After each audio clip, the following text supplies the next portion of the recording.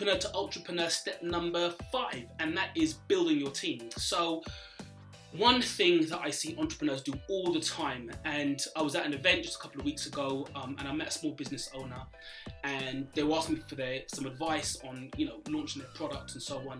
And I looked at them and I said, you're exhausted, aren't you? And they said, yeah, I'm tired. And I said, I know why you're exhausted, because you're doing everything in the business. And I know why you're doing everything in the business, because you're really good at doing everything in the business, and you don't think anyone else can do it as well as you can.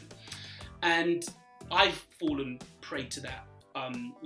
That old demon myself. And what I've realized is that over time, what will happen when you start to become exhausted, you'll start to do things badly. Just because you're good at something, it doesn't mean that you can be good at it under load. Yeah. So if you're doing lots of things at the same time, you'll become less effective at any of them. Yeah. So my rule is only do the things that only you can do.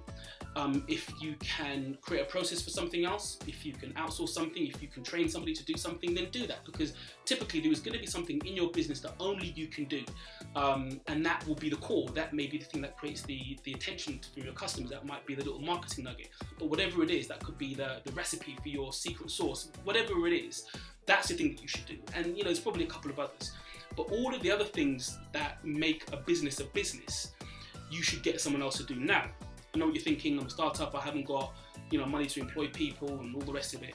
But this is where you build your vision. This is where a vision is necessary. And we'll talk about that a little bit later. But in order to build a team around you, you need to first identify who you need and what you need. And you may not be able to get those people around you immediately. But if you identify, even if you put a fantasy entrepreneur business team together, right, and you've got them all written down somewhere, and you know exactly the types of people you want with the skill sets you want, then you can pick them off. You can get, even if you get one a month, one a year, doesn't matter, right? But slowly build your team.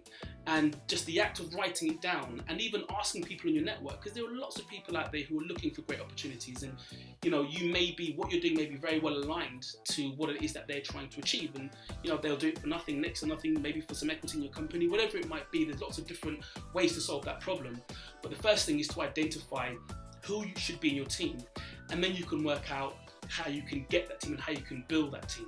So that's it, build your team.